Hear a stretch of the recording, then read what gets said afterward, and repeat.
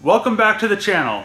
Today I'm going to be working on the F350, the project you've all been waiting for. I've been waiting for parts. I'm really excited to start this build. If you're not subscribed, click the subscribe button. Also, if you're not following me on Instagram, the link is below. Make sure to follow me to get behind the scenes action. The plan today is to get the bed and the cab off. Before I had the F350 towed over here, I pulled the hood off. There's no latch, so it would have blown up. I put it in the bed of the truck and gave it the nice strap down with a strap. First thing I need to do is pull the bed. Before I can pull it, I need to empty out all this stuff. Just got all the random stuff cleaned out of the bed.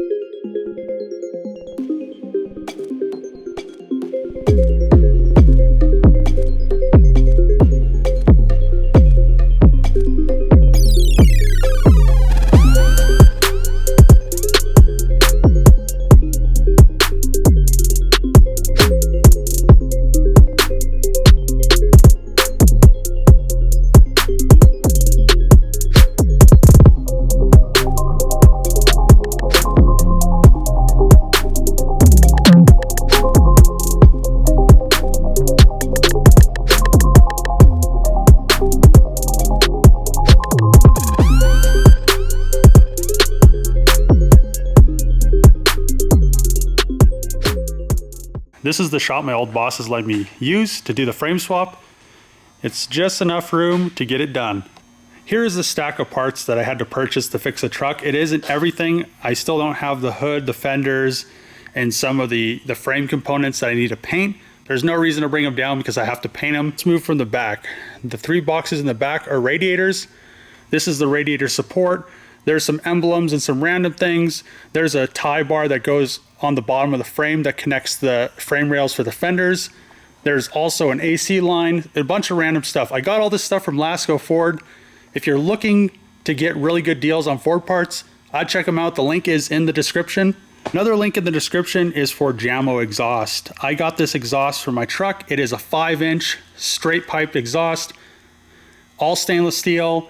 The downpipe, they don't actually make one for a 17 to a 19. This one's for a 16. He said I should be able to get it to work. And this is all stainless steel. The exhaust, the downpipe, the welds are very high quality. We'll see how everything fits when I get to that point. I brought all my Milwaukee tools just because all he has is hand tools. I want this to go really quick. I brought my Sawzall just in case I need to cut anything. To start off, removing the bed, pull the diesel cap and the def cap, and then you pull this little grommet right here.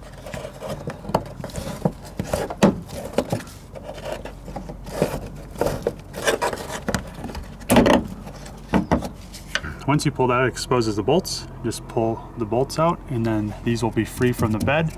Disconnected these plugs right here and those ones right there to get the bed off. That's the harness for the cameras and the tailgate and everything.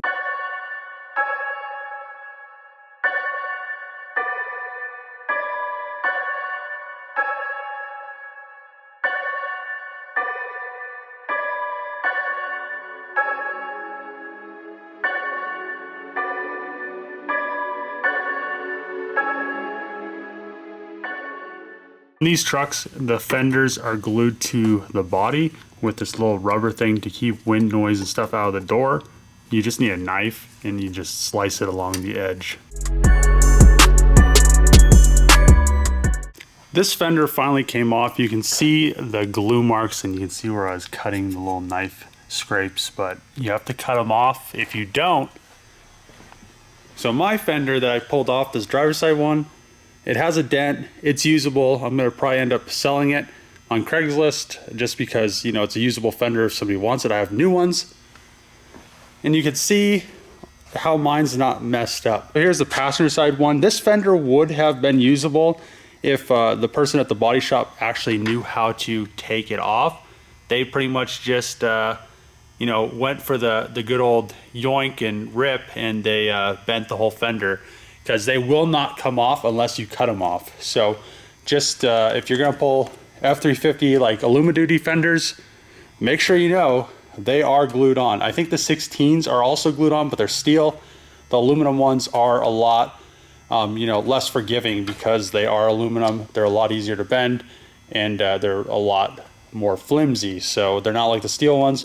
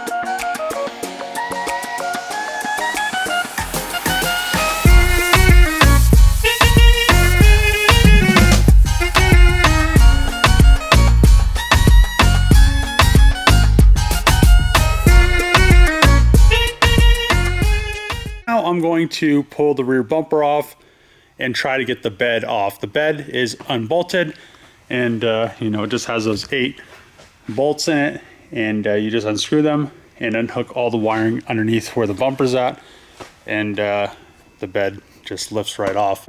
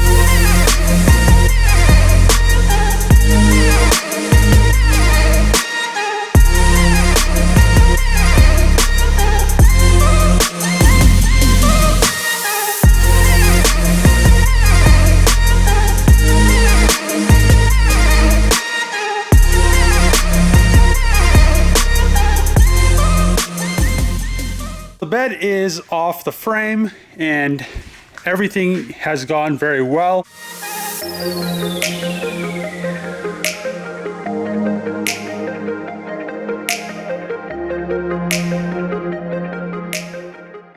Whew, that was a workout. So the beds are kind of weird because they're aluminum and they are so light.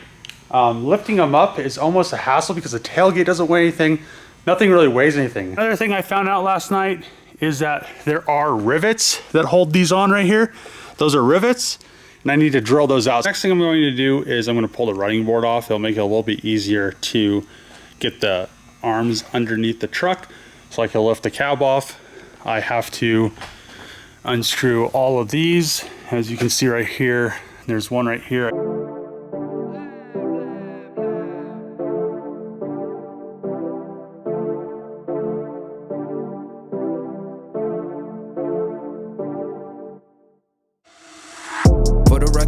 Trying to make y'all comfortable. For the record, you ain't trying to grow, then it's done for you. For the record, lab on me going all the way. For the record, ain't trying to link, no time to waste. For the record, for the record, yeah. For the record, for the record, yeah. For the record, for the record. For the record. Been a little too nice to y'all. Now I gotta up price for y'all. Snake eyes on dice for y'all. Shoulders on ice for y'all. Frozen. A6 all the hate. I won't get involved today. Got lost in the ballin' age. I'm flipping the bars. I'm flipping the.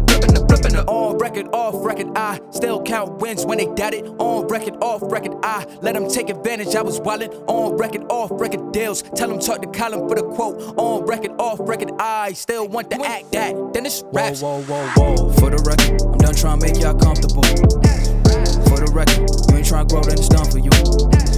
For the record, lab on me going all the way. For the record, ain't trying to link, no time to waste. For the record, For the record, yeah. For the record. Have everything disconnected that I could think of.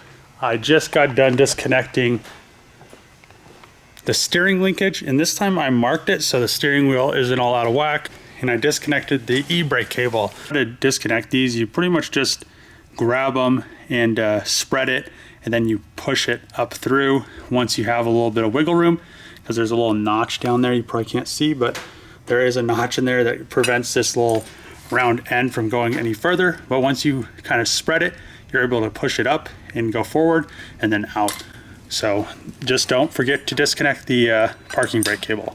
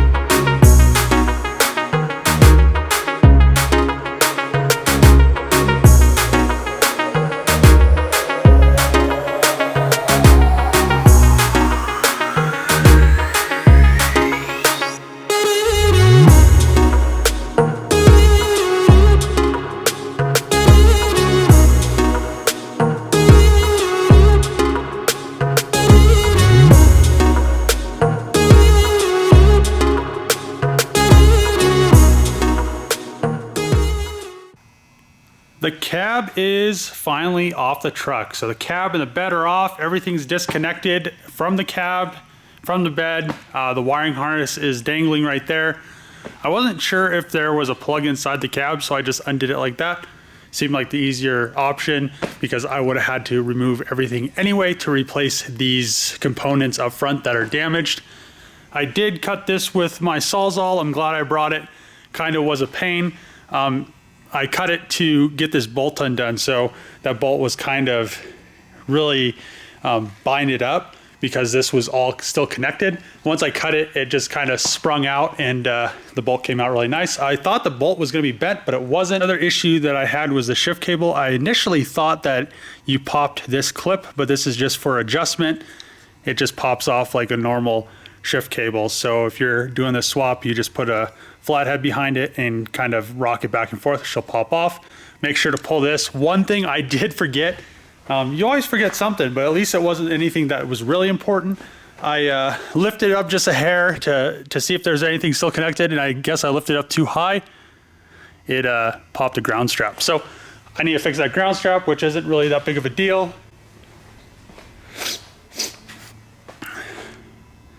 So now the fun is going to commence. I mean, this truck is almost ready to start the frame swap.